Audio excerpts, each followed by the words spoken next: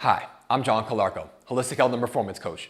In this video, I'm going to show you how to stretch your hips and glutes with the 90-90 hip stretch. Unleash your power, achieve your potential.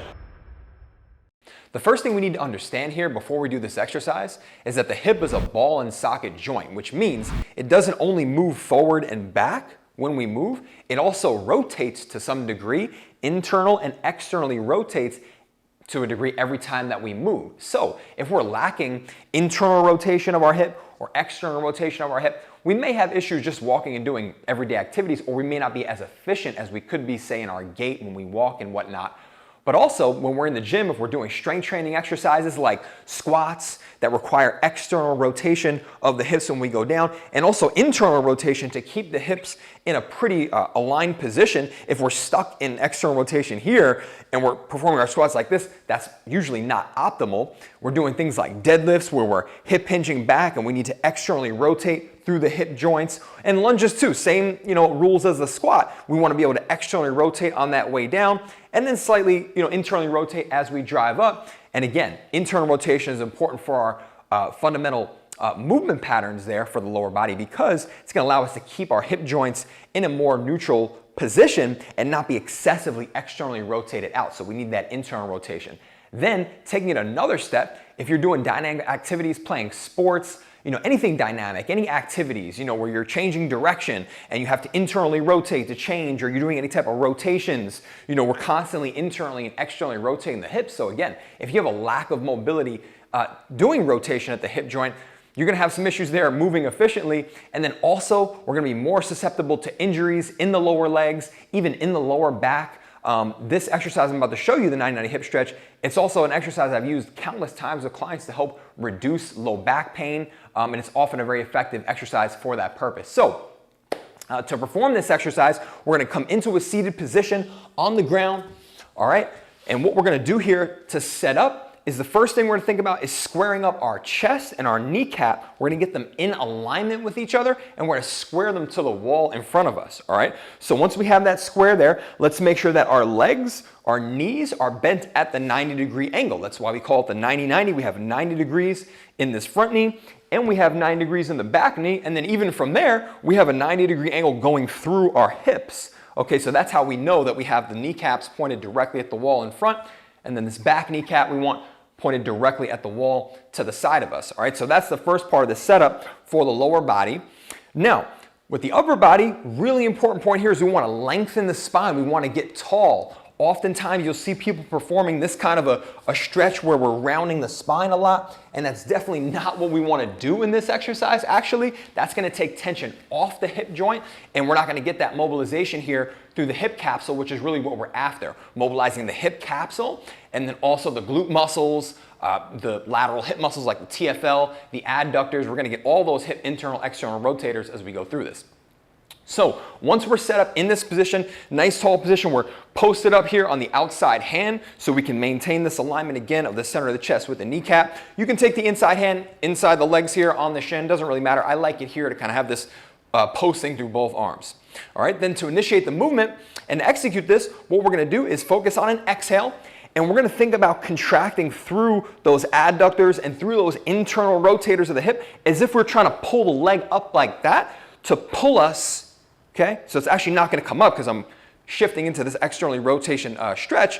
I'm going to pull through those muscles and come into this slight rotation here, hold this stretch for 2 seconds, and then I'm going to drive my leg, I'm pushing it down like that into the ground to return here to the start position. So again, I'm going to exhale, pull, contract, squeeze, 2 seconds, and then I'm going to drive the ground away from me, pushing now through the external rotators, those glute muscles. All right, the main glute muscle, the glute max, can help us drive out of that position. So I'll show you another rep here.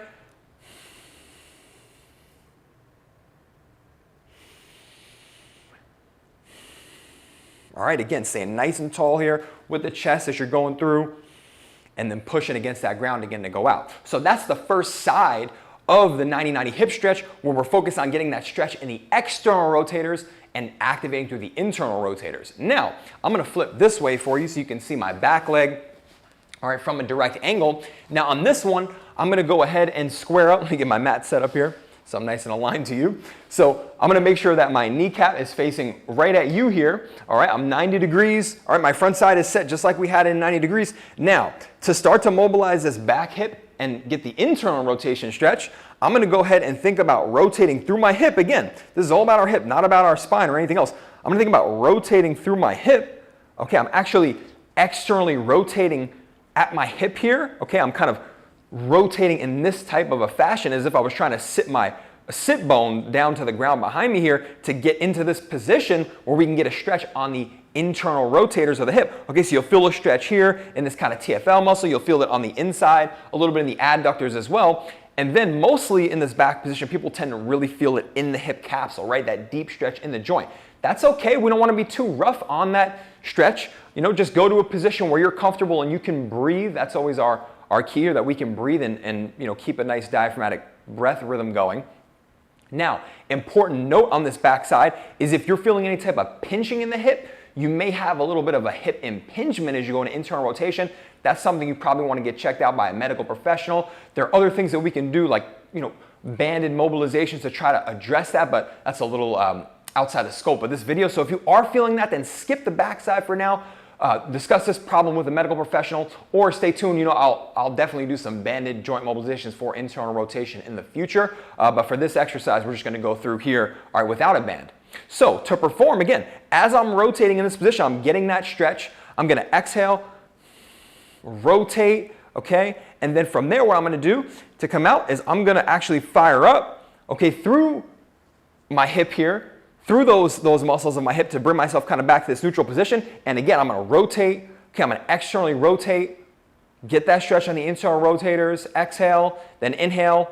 Okay, now I'm driving through my internal rotators to bring me back out of the position. And again, I'm actively contracting, squeezing 2 seconds, and then, okay, inhaling and squeezing 2 seconds in my internal rotators to bring me out. All right, so that's how we create that rotation here at the hip joint on the back side. So this is how we mobilize for internal rotation. If you're having trouble sitting in this position and getting this hip stretch, if it's just too much for you, feel free to walk your hands back a little bit more. That will decrease the tension that you feel in the hip there and relax a little more. You can also elevate yourself up a little bit taller, go on your fingertips. Again, you can use a pad or blocks behind you to help elevate up, because again, this stretch, particularly in internal rotation, tends to be a little more intense. So feel free to make those modifications as you see you need them. A couple of things to watch out for here are, number one, if this position is too advanced for you, if you feel the stretch is too much, if you have to really kind of sit back and you're not able to get up into this stretch on the backside or even on the front side, if you're just having trouble, you know, getting to this position, if you're just too locked up in your hips, a great modification we can make is to take something like an RX pad or, you know, any type of pad or pillow. Yoga blocks work well, and we can just elevate and just sit up on the pad. That's going to do wonders to just release some of that tension that you feel in the hip. All right, and then we can go through the stretch in this position. That's going to decrease that intensity of the stretch as you go through this one. So make sure that you make those modifications here on this as you go. We don't want to force ourselves into these positions. Okay. The other mistake that I mentioned earlier, common mistake that we don't want to do, is we don't want to round the back. So if I'm going through this here, I'll show you on this side. If I'm going through this here and I'm going in my external rotation stretch, we don't want to let this happen. Again, it's going to take the slack off the hip joint. We're not really doing much by doing this. We may feel like we're going lower, but the goal is not to go lower here. It's to access deeper ranges of hip flexion here, or hip external rotation as we come into hip flexion. All right, as we go through this exercise, similar to what we would do in a hip hinge deadlift-based exercise. Okay, then the last mistake that people will often make is having too much of a bend in the knees, all right, on their, on their legs here, so we're not really in the 90-90. Now, this can kind of be okay to mobilize in this position at certain times, but if we want to get the maximum stretch here in the rotations of our hips, we want to be in this 90-degree angle. Now, it is okay if you want to have a slight bend in the knee here, or even if you find that you're getting some tension on the back hip when you're working the front side, it's okay to bring this leg up a little bit and even bend this knee just slightly to take some slack off. That's totally fine. Play with this and do what feels best, again, that you feel you can kind of hang in that comfortable stretch and keep diaphragmatic breathing. It doesn't feel too intense of a stretch. It shouldn't be over a 6, 7 out of 10 on a stretch intensity. So make sure you make those modifications if you are feeling that excess stress there through the hip joints. All right, so that is the 90-90 hip stretch. Now, in terms of how often to practice this exercise or sets and reps, think about doing 5 to 10 reps of each side. So 5 to 10 reps on the front side doing the external rotation, and then doing 5 to 10 reps on the back side on internal rotation. So you don't have to do a ton here, but quality over quantity. Get those nice contractions as I showed you to get yourself into those positions properly. And oftentimes 5 reps is enough here if you're really executing properly with those contractions and pulling yourself into those positions. This is great to do before a workout, again, before any of those exercises I mentioned earlier. If you're doing squats, deadlifts, lunges, really training your lower body in general, this is absolutely one of the best exercises, arguably the best hip mobility exercise you can do to get yourself ready to train and improve the mobility of your hips in general. So think about doing this before you train. After you train, great way to cool down. This is a great thing to do in between long blocks of sitting. Jump on the ground, do a couple reps on each side. Great way to open yourself up for that shortened position in the hips or that limited position that we get from excess sitting. So let me know if you have any questions in the comments below. Drop a like on this video if this was helpful for you, if it was beneficial for you. Maybe you want to share with a friend who needs to do this exercise, needs to open up their hips, improve their hip rotation. And make sure you subscribe to the channel, hit that notification bell.